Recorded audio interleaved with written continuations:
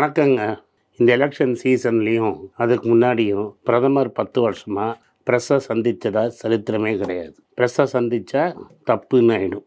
மன்மோகன் சிங்கை பார்த்து மௌன்மோகன் சிங் சொன்னவங்கெல்லாம் மோதியை பார்த்து சும்மா இருக்காங்க. ரொம்ப கிரிட்டிசிசம் தாங்க முடியலன்னா கொஞ்சம் ஜால்ரா போடுற கூஜாங்களை கூப்பிட்டு வந்து இவரே கொஸ்டின் பேப்பர் அவுட் பண்ணி ஆன்சர் கொடுப்பார். அதுலேயும் கொஞ்சம் வளர்னார். இப்போ பல வளரல்களில் லேட்டஸ்ட் வளரல் பாருங்கள்.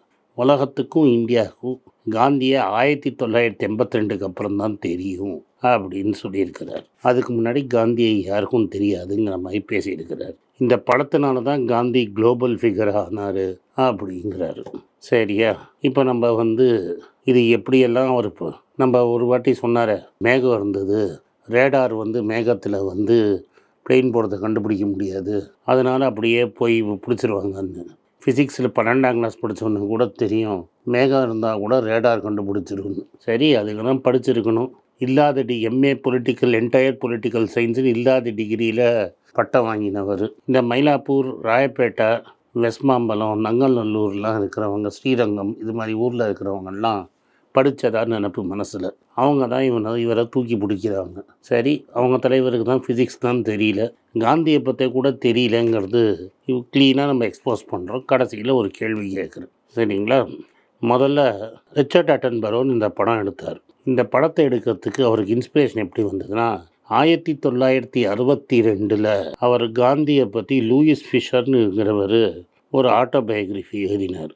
இந்த லூயிஸ் ஃபிஷருங்கிறவர் இந்தியாவில் இருந்து இந்தியா இண்டிபெண்டன்ஸ் மூமெண்ட்டை பல ஃபாரின் பத்திரிகைகளுக்காக கவர் பண்ணவர். காந்தியில் ஒரு சீனில் வருவார். அந்த சால்ட் ஆசிரமில் எல்லாரும் அடிக்கிறச்ச ஃபோனில் பேசுவார். அந்த ஆளுங்க போலீஸ்காரன் அடிக்க தூக்கி போட்டுக்கிட்டே போவாங்க.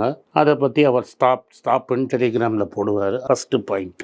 அவர் எழுதினது 1948 காந்தி செத்த உடனே. ஃப்ரீடம் அட் மிட் நைட்டுங்கிற புஸ்தகமும் இவர் ஆத்தர். இந்த ஃப்ரீடம் அட் மிட் நைட்டும் இந்த காந்தியோட பயோகிராஃபி பை லூயி ஃபிஷருங்கிறது வேர்ல்டு வைடு பெஸ்ட் செல்லர். நானும் படிச்சிருக்கிறேன். நம்ம படிக்கலைன்னு நம்ம கைநாத்து எழுதி படித்தா தானே தெரியும். படிப்பறிவுங்கிறது கிடையாது. ஷாக்கால இதெல்லாம் சிலபஸில் கிடையாதுப்பா. அதனால் ஆர்எஸ்எஸ் ஷாக்கால இதெல்லாம் சொல்லித்தர மாட்டாங்க. அதனால் நம்ம கொட்டுக்கோப்பில் என்ன வேணால் சொல்லலாம். 1962 ரிச்சர்ட் அட்டன்பரோ இந்தியாவுக்கு வர்றாரு. புக்கு படித்த உடனே அவர் பெரிய ஃபிலிம் மேக்கர். நேருவை பார்க்குறாரு. நேருவிட்ட இது மாதிரி படம் எடுக்கிறேங்கிறாரு. நீங்கள் நிச்சயமாக எடுக்கணும், எங்களால் முடிஞ்ச சப்போர்ட்டெல்லாம் நாங்கள் பண்ணுறோம், ஆனால் அவரை ஒரு காடு மாதிரி காட்டிடாதீங்க, அவரை ஒரு ஹியூமன் பீயிங்காக காட்டுங்க. எல்லா ஹியூமன் பீயிங்லையும் ஃப்ரெயிலிட்டிஸ் இருக்கும், தப்புகள் பண்ணுவாங்க. நேரு சொல்கிறார், நானே தப்பு பண்ணுவேன். இப்போ நான் சொல்கிறேன், நானே தப்பு பண்ணுவேன். நாங்கள்லாம் கடவுளில் பிறக்கலப்பா, நாங்கள்லாம் கடவுள் எங்களுக்கு கொடுக்கல, நாங்கள்லாம் எங்கள் அம்மா வயத்தில் தான் பிறந்தோம், அதில் எங்களுக்கு பெருமை. ஓவேரியன் லாட்ரியில் நாங்கள் ஜெயித்தோம்.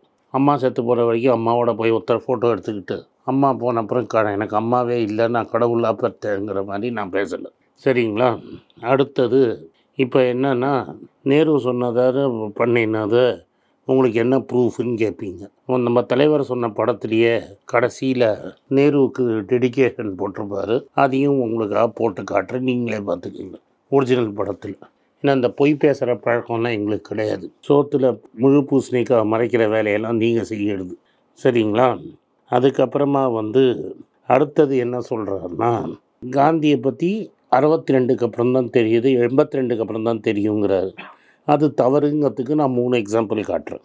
மார்ட்டின் லூதர் கிங் ஜூனியர் 1968 அவர் சுட்டு கொண்டுடுறாங்க.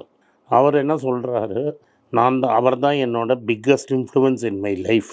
அவர் போட்ட நான் வைலன்ஸ் மெத்தடில் தான் நானும் போராடி பிளாக் பீப்புளுக்கு இமான்சிபேஷன் வாங்கி கொடுத்தேன், ரேசியல் டிஸ்கிரிமினேஷன் எண்டு பண்ணேன். உங்களுக்கு யாருக்காவது பாவம், நீங்கள் மயிலாப்பூரில் படித்தவங்க தான் இருந்தாலும் மார்ட்டின் லூதர் கிங் யாருன்னு தெரியாதுன்னா, ஐ ஹாவ் அ ட்ரீம் அப்படின்னு வாஷிங்டனில் ஒரு ஸ்பீச் பேசினார். அதுலேயும் நான் ஃபோட்டோலாம் போடுறேன், நீங்கள் பார்த்துக்கோங்க. மார்ட்டின் லூதர் கிங் டே, நிறைய பேர் உங்கள் சொந்தக்காரங்க அமெரிக்காவில் இருப்பாங்க, கேட்டு தெரிஞ்சுக்கோங்க. மார்ட்டின் லூதர் கிங் டே அப்படின்னு ஒரு நாளைக்கு லீவு கூட விடுவாங்க. அவர் இருந்த ஏரியாவில் ஒரு ஏரியாவையே மியூசியம் மாதிரி வச்சுருக்காங்க. அதில் அவர் இருந்த வீடெல்லாம் கொண்டு வந்து வச்சுருக்காங்க. அங்கே காந்தியோட சிலை ஒன்று இருக்குது. அவர் இங்கே பார்க்க முடியாததுனால அவர் பையன் காந்தி சமாதியில் வணக்கம் வச்சுட்டு போனதாக சொல்கிறாங்க. இதெல்லாம் 82 முன்னாடியே நடந்த விஷயம். சரி, இப்படி ஆகிடுச்சுப்பா. இது என்ன சார் இவர் 60s தானே காந்தியை பிடிச்சாரும்பீங்க. சார்லி சாப்ளின் ஒருத்தர் இருந்தார். அவர் 1980 செத்துட்டார். வேர்ல்டு வார் 2 சாப்ளின் கிரேட் டிக்டேட்டர்னு ஒரு படம் எடுத்தார், ஹிட்லரை காமெடி பீஸ் பண்ணி. அந்த படத்தில் கடைசியில் காந்தியை பற்றி பேசுகிறார். அந்த காந்தியும் சாப்ளின் இருக்கிற படத்தையும் போட்டு காட்டுறோம், சரிங்களா? அதுக்கப்புறம் சயின்ஸு ஃபிசிக்ஸுங்கிறதுல ஒன்றில் நம்ம தான் ரேடாரை பற்றி என்ன சொன்னாலும் ஆல்பர்ட் ஐன்ஸ்டைன் ஒருத்தர் இருந்தார். ஐன்ஸ்டைன்னா ஜீனியஸ்னால் ஐன்ஸ்டைன் உலகத்துக்கே தெரியும். அவரும் காந்தியோட ஒரு பெரிய ஃபேனாக இருந்தார். இது என்னடா இது மதுரைக்கு வந்த சோதனை, எந்த பெரிய பெத்த மனுஷனாக இருந்தாலும் காந்தியோட ஃபேனாக இருக்கிறான். சரி, இவர் என்ன பண்ணினார்னா காந்தி செத்த அன்னைக்கு ஒரு மெசேஜ் விட்டு இருக்கார். Generations to come it may well be will sincerely believe that such a man as this one in flesh and blood walked upon this earth. அப்படின்னா என்னன்னா, இது மாதிரி ஒரு மனிதன் இந்த உலகத்தில் சதையும் ரத்தமுமா நடந்தான்னு யாருமே நம்ப மாட்டாங்கன்னு காந்திக்கு புலாரம் சூட்டினார் 1948 காந்தி செத்த வருஷம். படம் எப்போ வந்தது? 1982. நெல்சன் மண்டேலான்னு ஒருத்தர் இருந்தார். 28 வருஷம் ஜெயிலில் இருந்தவர். அவர் என்ன சொல்கிறாருன்னா, காந்தியை நினச்சே, காந்தியோட டீச்சிங்ஸை நினச்சே நான் 28 வருஷம் ஜெயிலில் கழிச்சேங்கிறாரு.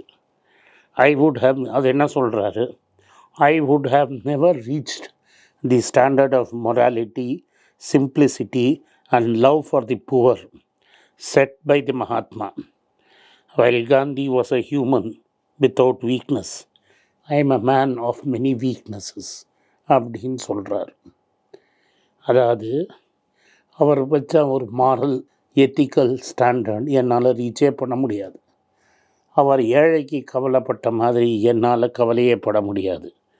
காந்தி ஒரு ஹியூமன் வித் நோ வீக்னஸ், நான் ஒரு சாதாரண மனிதன் வித் மெனி வீக்னஸஸ்ன்னு சொல்கிறார். இதுவும் அட்டன்பரோ படம் வரைச்சா அவர் ஜெயிலில் இருந்தார்.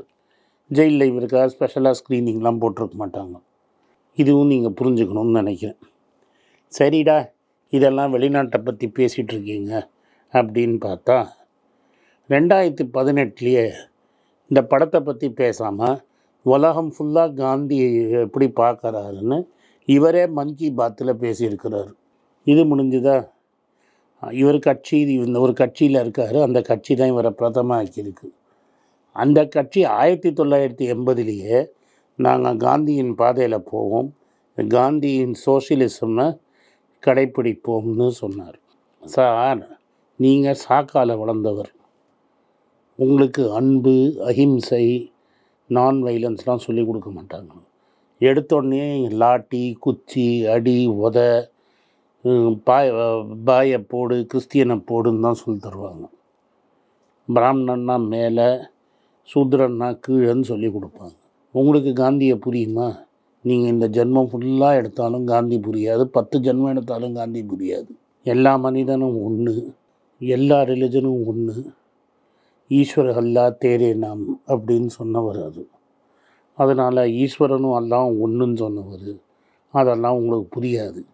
எதுக்கு வீணாக நீங்கள் அவரை பற்றி பேசுகிறீங்க? சரி, அந்த மனுஷன்தான் டிகிரி வாங்கலை, என்டையர் பொலிட்டிக்கல் சயின்ஸுன்னு சொன்னாங்க.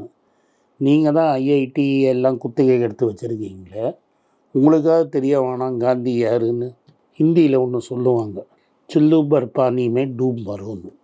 சில்லுன்னா நம்ம சொம்பு மாதிரி இருக்கிற தண்ணி, சொம்பில் தண்ணி வச்சு அதில் மூழ்கி சாவுங்கடாம்பாங்க. ஹிந்தியில் ஒரு ப்ராவர்பு. இவங்களுக்கு கொடி பிடிக்கிறவங்களுக்கு இதுதான் கரெக்டான ப்ராவர்பு. அண்ணாமலை எப்போதும் சொல்லுவார், I am IPS, I am IAM, I know every திங்னு. இதை பற்றி ஏதாவது 2 வார்த்தை பேசினார்னா அவர் என்ன படிச்சிருக்கிறாருன்னு நம்மளுக்கு எல்லாருக்கும் தெரியும். நன்றி, வணக்கம். உங்களுக்கெல்லாம் தெரியும், ரீசெண்டாக மீடியாவில் பார்த்துருப்பீங்க, ஏன்னா தமிழ்நாடு காங்கிரஸ் கமிட்டி ஊடக பிரிவு தலைவராக அப்பாயிண்ட் பண்ணியிருக்காங்க. ஸோ பொலிட்டிக்கலாக என்னோடய வியூஸ் என்ன அப்படின்னு நீங்கள் ட்விட்டரில் ஃபாலோ பண்ணணும்னு நினச்சிங்க, @AnandS1967 என்னை ஃபாலோ பண்ணுங்கள். என்னோட real original ID, Twitter ID for politics அதுதான். ஸோ பாலிட்டிக்ஸ் சம்மந்தப்பட்ட என்னோட எல்லா ஒப்பீனியன்ஸ், வியூஸ் எல்லாமே அதில் வரும். அதில் ஃபாலோ பண்ணுங்கள். நன்றி, வணக்கம்.